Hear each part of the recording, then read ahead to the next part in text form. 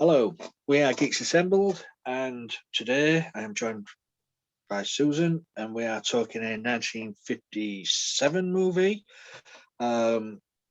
which won 7 Academy Awards back in the day, based on a novel, with the events in the novel, from the novel, but supposedly based on actual events, but according to what everybody says, not a lot of it really happened.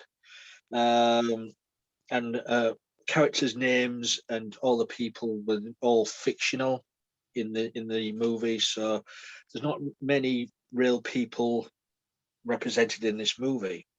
But it's just going from historical events, and it's the Hollywood take on it, shall we say.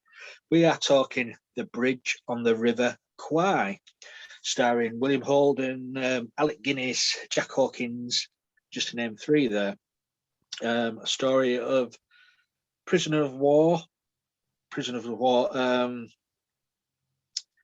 and they're not fights, but their take on with the Japanese camp being told to build this bridge to get their trains across. It's a race against time to get this bridge built in time for the Japanese commander. So without further ado, I'll go over to Susan and see what her first opening thoughts are on this. All right, the thing starts out in the jungle, and there's a group of soldiers being marched through the jungle, and as they march, they whistle this song.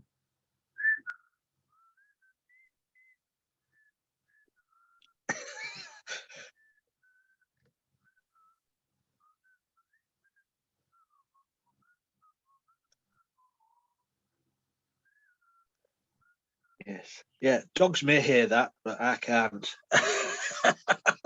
Yeah. Anyway, that they're a great. They're a great troop. They're led by the great Alec Guinness, who plays the character named Colonel Nicholson. And Colonel Nicholson is one of the old guard British soldiers, sort of in the same vein as Nicholas Courtney, as the Brigadier. There you go. Mention the Brigadier. Okay, got that in. And he is, and basically the Japanese commandant tortures him because he wouldn't let the officers do the physical labor that they were demanding of them, which is to build this bridge. And let me tell you, when they put him in this thing called the oven, it's like, I don't know how he survived that. No water, no food. He's a bloody strong soldier. That Stubborn. That's what his name. He was stubborn. stubborn, so stubborn. Yeah. And Alec Guinness plays one of my favorite characters in all of Star Wars, Obi-Wan Kenobi. And so this weekend we're basically doing Obi-Wan Kenobi without Obi-Wan Kenobi.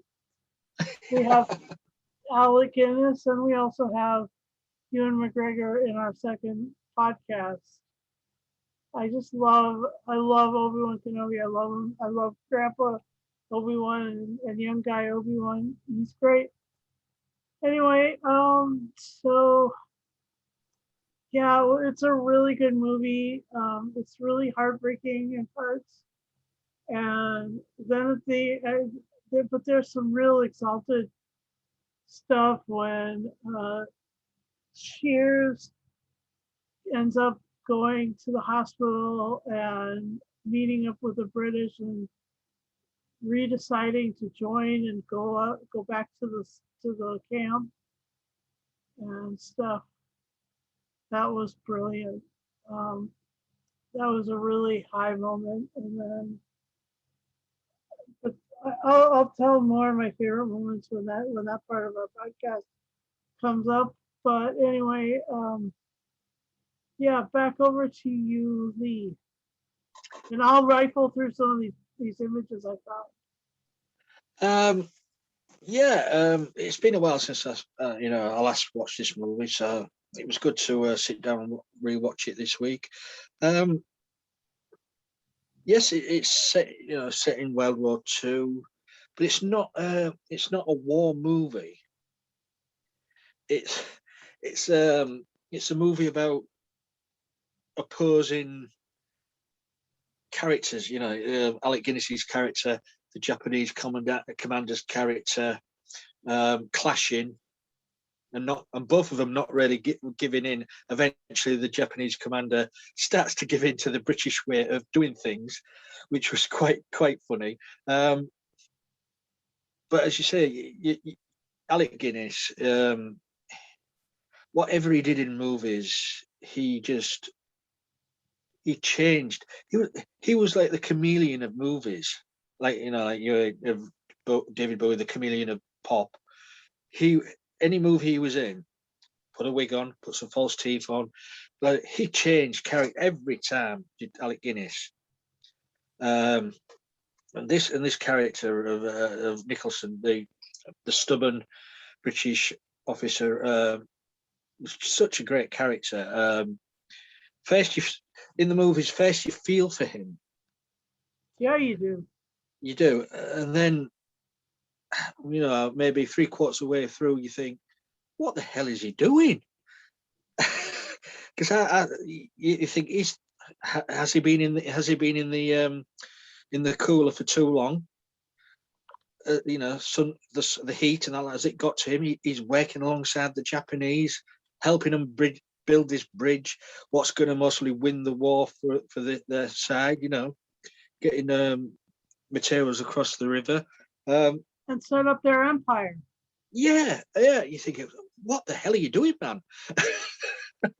But all he was concerned about was making the bridge better, so it would last and it would do the job right. And I'm thinking, my God, well, he needs a slap. And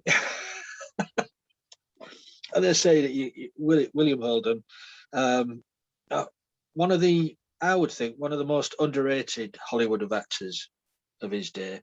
Yeah. It's been in many movies, but there's always stars who always come before him. You know what I mean? But William Holden was a great actor. And then you've got the Jack Hawkins, as the British captain, doing what Jack Hawkins was so well good at. And the imagery of the movie as well. As Susan mentioned, the march, the whistling march, as it's known as the Colonel Bogey. Yeah, that's right. The Colonel Bogey march is so iconic now. You hear that, and people of certain ages instantly think of this movie, because it was just there at the beginning of the movie, and it's sort of all the way through right until the end, until the soldiers go across the final bridge at the end. And as I say, you feel for these characters, because most of them don't come out of this alive. So, as I said at the beginning, it's based loosely based on true events of building the bridge. All the characters in the book and then in the film were fictional, but you've got to give them a big thumbs up for bringing these characters to life and feeling for them. William Holden's character, faking his name because he found, faking his whole army career on someone else's career. being a liar and escaping the camp, only to come back to the camp Yeah, under duress, I would say. But and you just say you've got Alec Guinness. Oh, for me, yeah, he stole the movie for me. So did Alec Guinness. He was well. No, I would say also I can't remember the Japanese actor's name now. Where is it? It's on the back of this DVD. The Japanese commander. What's his name? his Uh, name is uh, so, where is it? I ain't got my glasses on. Is it Sesu Haka? Hakayawa. That's the one. Hayakawa. Yeah, Sisu Hayakawa. yeah. I mean, he was equally. His role was as equal as powerful as Alec Guinness's.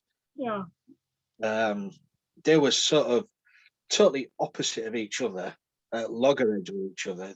That was every scene they were in together was just amazing. It was conflict, but also some scenes it was sort of like comedic, yeah. which lightened the mood a bit. It was just quite good to watch. So that's my opening thoughts. So, Susan, anything you want else to say? Oh yeah, like the comedy was great. Like when he realized what he'd done at the very end by building the bridge, but he ended up throwing himself on the the plunger. Well, I don't think he threw himself on it. I think the blast of the missile had hit him in the back with all the shell fire. Oh, I think he was dead as he went down. okay, all right. Well, I just think anyway, I thought it was noble sacrifice. It could have been. I mean, because he did say, "What have I?" He realised at the end, "What have I done?" And then all of a sudden, it exploded behind him, didn't it? Yeah, and and another part that I really thought was amazing was the fight. Um, was the emotional fight, the mental fight between Sato and and Nicholson over the food, where he Mm. kept refusing the food after being in the oven, so to speak, little box in the sun. Yeah. I mean, that was touching, and he was all and Sato was all trying to tell him, listen, I went to Oxford, I went to the University of London or something like that, and I studied, and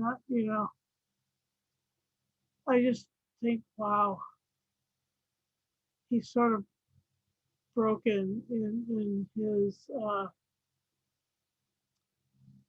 if you can't go to a foreign country and learn how to respect the people of that country, you're broken.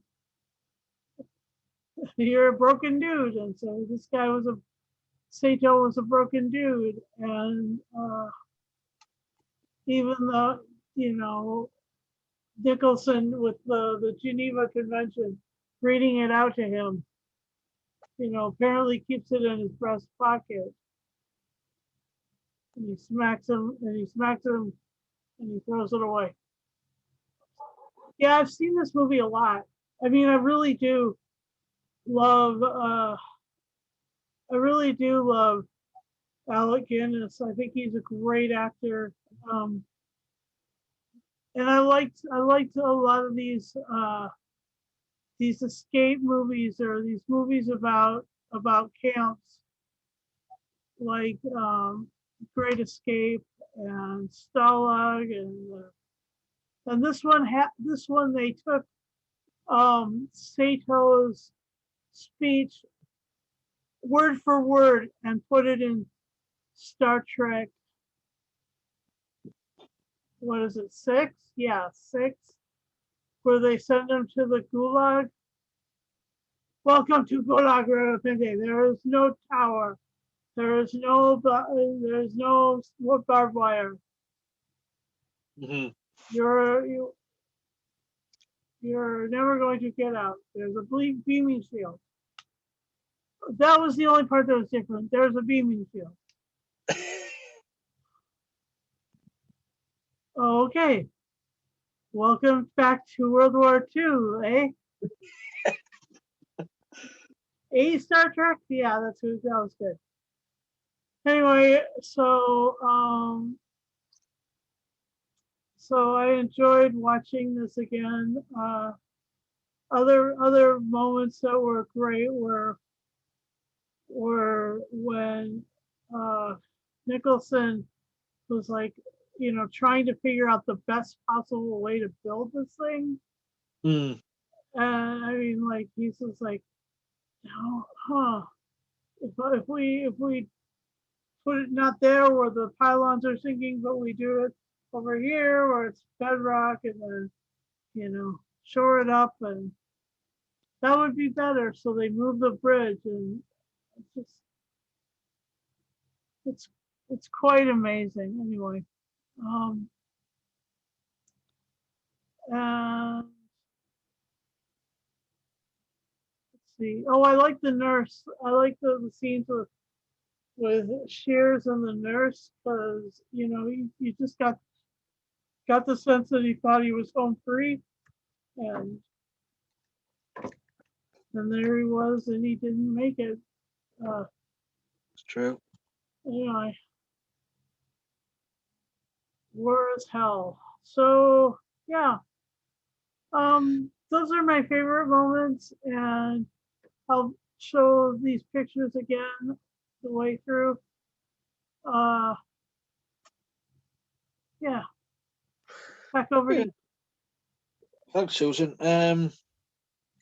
Yeah, I mean, as I mentioned, I just like the conflict between Nicholson and the Japanese commander. It was just so good. And then, because the Japanese commander would have had to kill himself if the bridge was not completed by I think it was the 12th of the month. He would have to have took his own life. But Nicholson promised him that the British would build this bridge. It would make a better bridge than it was originally, intended to be. And all these meetings that I was having, it just made me giggle. Where could we have some tea? Or could we have some food at these meetings? And you could see the Japanese commander's face just keeps sinking into deeper despair. Which the comedic part of this was so brilliant. Well done. And also as well, he was when you watch it, he was going to kill Guinness's character. Yeah, he was. He was, because he had the knife. He double checked the knife he had on him. He was going to kill him, because he'd made him look a fool.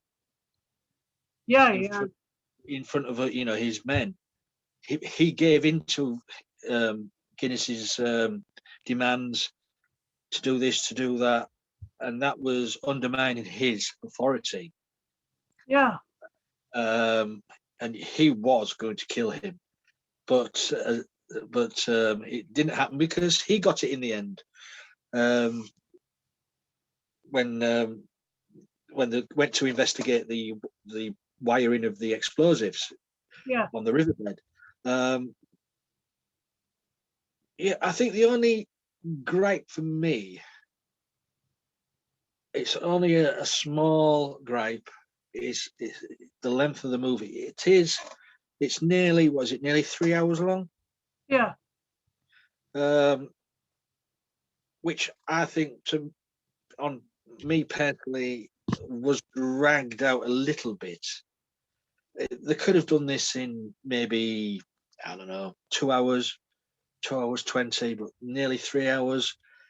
It was just, I mean, I was enthralled with the story. Like, the story was brilliantly done, but I Oh, think they could have taken some out of here, taken some out of here, and you wouldn't know any difference from what we got. But it was a tad too long. Um, but say the scenery, the score, the acting, you can't fault any of it. agreed. So, who was it? It was David Lean, wasn't it, who directed this? Yeah, David, I mean, a renowned director. yeah. Um, he's done many great movies. As I said, this is one of them. It was really nice to sit down and watch something like this with no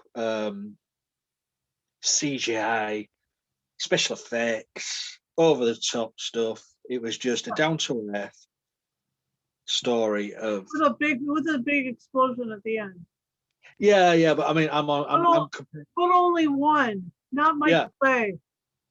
yeah, that's Like true. every time like he hits him, he doesn't like explode or lose his arm or something. Mm, yeah. I mean, it was just a story of well, it's not compromise. Was it? Would you call it compromise? I don't know if it was compromise on Nicholson's part. Sort of stalemate. Stalemate, yeah. But I still think he had lost his mind. My opinion only That for being Nicholson had. yeah for being in. I think the oven had affected him more than he realised. The torture he went through does sort of. I mean, And he's saying that he developed a little bit of Stockholm syndrome and was like, yeah, that's the way. Yeah, that's the. I was trying to think of the term for it. Yeah, Stockholm syndrome. I where think he sort of goes and does admires, favors his captor sort of thing. He and I think that's what may have happened. It's not really explained, but when you think about what he went through, and he was in there for God knows how long, and treated that way, and then he comes out of there and he was all out for helping to build the bridge, and he didn't realize until the end, as he said, "What have I done?" yeah, and when Sato finally caves and makes it so that the officers don't have to do it Mm, at the end, uh, Nicholson's like trying to get people even out of the sick bay. yeah, that's what I mean. I mean, he was like, yes, the officers have pitched in, and so let's see if we can get some of these soldiers Mm, who are just I mean, he was just gun ho to get this bridge done, and against the doctor's wishes, he was totally against it. And as I say, he had the last word of the movie, wasn't it? Was it total madness, yeah complete madness? So maybe that was what the doctor was saying was fearing what Nicholson's character, total madness. yeah He he may have lost it, but it was a damn good movie to watch. Um, and it's not shown a lot these days on TV. It's must be a good, I don't know, 15 years or so since the last time I saw it on the TV. yeah. Um, I don't know when I've seen it last on telly. I had it in California on VHS, but um, yeah, I just couldn't carry everything with me, and this wasn't one of my all-time favorites, but it is. an incredibly good movie. Yeah, And Alec Guinness like eats the scenery. Like he eats the scenery as a tortured man. He eats the scenery as you know a revived sort of you know and also as well, colonel. it's a movie that's turned around and says heroes do die. Oh yeah, that's Yeah, great. William Holden's character, Alec. Well, for me, I personally think Alec Guinness did die and fall onto the fall onto the. Okay. But I think the only surviving actor was Jack Hawkins, and he wasn't in a good way with his foot. Um, but yeah, it was a good viewing for me. I really did enjoy watching this. Yeah, me Uh, too. The cool thing about the way that that Alec Guinness uh, portrayed Nicholson. Nicholson, Colonel Nicholson, is that he he could have been you know what you were saying about Stockholm syndrome. It could have gone even further that he was starting to fall for the Japanese, or it could have been that he was also, you know, that he may have fancied the doctor. You know, there were a couple of sexually ambiguous scenes in the movie. Oh, I didn't really notice that. Yeah, and so it was like it is a question, and it has been asked in the other parts of in the Reddit parts of the internet that whether or not Colonel Nicholson was gay. Hmm. I But mean, the real Colonel wasn't called Nicholson or anything. Like I say, these oh are all fictional. yeah, Um, I know the the incident was real. The yeah, characters were different, and the story was different.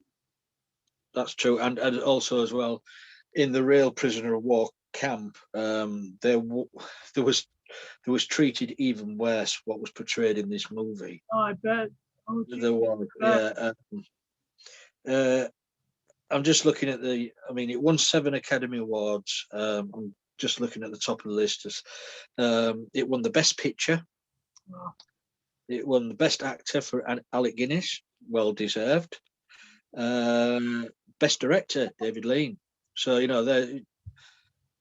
it, so there was onto a good thing, yeah, and it was appreciated back in 1956. It was appreciated that much that they honoured these people with the Academy Awards, which it was well deserved, in my opinion. yeah. Um, Oh, Sir Alec Guinness. oh. Oh. I love him. I love what he's done. I love coronets. What's it called? Kind Hearts and Coronets. Kind hearts and coronets, and I love. Yeah, he's done Every the lady killers. killers, the Lavender Hill Mob, the Man in the White Suit. For Left me, Hill Mob. Yeah, even Fagin in Oliver Twist. yeah. Oh my God. For me, looking back on Alec Guinness's career, Excuse me. I can't. Me personally, I can't think of a bad movie he ever made. There may be somebody may point out to me that, oh yeah, there's this movie, there's that movie, but off the top of my head, every movie I've seen with Alec Guinness in it, he just, yeah, he knocked out the, Yeah. it was just every movie. I can't think. I'm just trying to think if there is a bad, but there isn't. There isn't, and Yeah. in I this mean, one he was a every actor, series. every other actor has made a stinker of a movie. I know that because I've seen a lot of them. But this actor there on the screen there, trying to think, I can't think of a bad movie. Right. Even up to his later years, he was still making movies and TV, stuff. Even what was the 1981 movie? Raise the Titanic. Yeah. Some people say, "Oh, that's a stinker of a," but it's not that bad. No.